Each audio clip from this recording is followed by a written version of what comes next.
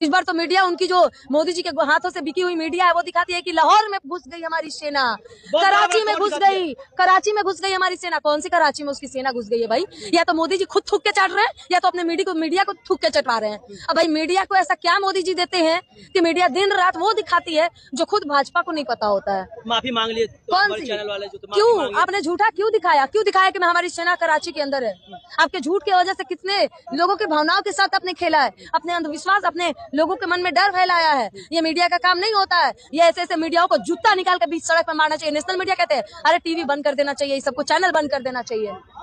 क्या कुछ कहिएगा जिस तरीके से मोदी जी कहा ऑपरेशन सिंदूर अभी खत्म नहीं हुआ है, समय आने पे फिर से निकल जाएगा। मोदी जी सिंदूर के नाम पे वो खेल रहा है व्यक्ति जो अपनी बीवी का सिंदूर का रक्षा नहीं कर पाया। हम लोग बहुत खुश थे। हमेशा मोदी का बुराई करने वाला इंसान, मैंने भी उसका साथ दिया था, लेकिन ये नहीं पता था कि इतना ये गिरा हुआ नीच और ये मतलब पीठ दिखाकर भागने वाला प्रधानमंत्री होगा। ये भागा पीठ दिखाकर, किससे पूछ के भागा? जब हिंदुस्तान का बच्चा लड़ने और शहीद होने के लिए तैयार था तो उसको पीठ दिखाकर भागने की जरूरत नहीं थी। जितने भी दर्शक है, हमने कई बार आप लोग से बात किया, यहाँ जितने दर्शक, कई लोग अब इस बात से खुश थे किसी बहाने पीओके भारत का हिस्सा बन जाएगा। आप तो इस्लामाबाद में झंडा फहराने की बात कर रहे थे। खुश थे, हम तो तैयार थे भाई, मोदी जी के साथ जाने के लिए तैयार थे, लेकिन वो व्यक्ति पीछे किससे पूछ के हटा।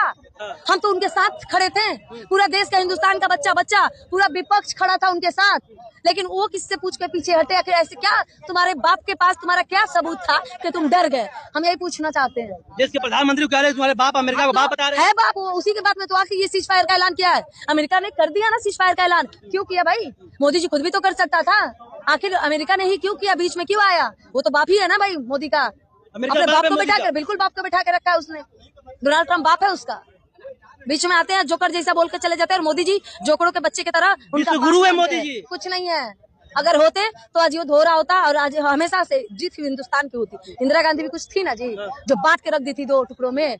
मोदी जी से हम लोग को एक ही उम्मीद था ना कि सिंदूर का बदला लेंगे, लेकिन सिंदूर के बदला पे खेल गए वो। हिंदुस्तानियों के साथ, इमोशन के साथ सिंदूर के नाम पे खेल गए तुम। इस बार सिंदूर के नाम पे वोट मांगोगे तो इस बार तुम्हारा मुंह काली पोत दिया जाएगा, लेकिन सिंदूर के नाम पे वोट नहीं दिया जाएगा। पीओके का क्या होगा? जब तक मोदी रहेगा कुछ नहीं होगा। पीओके का नहीं आएगा, मोदी रहेगा कुछ नहीं होगा। मोदी को उठाकर फेंक दो, सब होगा। भैया कह रहे थे पीओके इस बार मेरा होगा। यही बोलते बोलते ना, सुनते सुनते युद्ध खत्म हो गया, सीज फायर का ऐलान हो गया। इनका बाप जो थे ना, जो इन लोग के पिताजी थे ना मोदी जी, वो बैठल रह गए, ताली बजा के निकल गए, ड्रम आया, उसका बाप बन के चला गया। झंडा फहराने की बात कर रहे थे। कुछ नहीं, कहने फड़ा लिए। हम लोग तो उम्मीद था भाई, हम तो खड़े थे मोदी जी के साथ। कुछ नहीं होगा ही नहीं कुछ इनसे। फिर लाहौर जाके बिरयानी खाते नजर आएंगे पहले बार। मोदी जी फिर बिरयानी खाने जाएंगे। याद नहीं है कैसे खाने गए थे देश को बिना बताए? लाहौर में बिरयानी घुस के खा रहे थे। तो चले गए थे, कैसे ऐसे चले गए थे? तो इस बार भी ऐसे ही चले जाएंगे। उनके हिंदुस्तानी मरते हैं तो क्या दिक्कत है? मोदी जी तो रोटियां सेकते हैं चुनावी राजनीति। बिहार विधानसभा में इसका कोई फायदा हो या नुकसान होगा? नुकसान होगा, मोदी जी को बहुत बड़ा नुकसान झेलने को मिलेगा बिहार विधानसभा में, बहुत बड़ा। एकदम हम लोग राजद के साथ है। बिहार में हम लोग नहीं आने देंगे किसी को। राजद बुलाएंगे, नहीं राजद बुलाएंगे। खत्म। ऑपरेशन सिंदूर के नाम पे खेला गया हिंदुस्तानियों के साथ।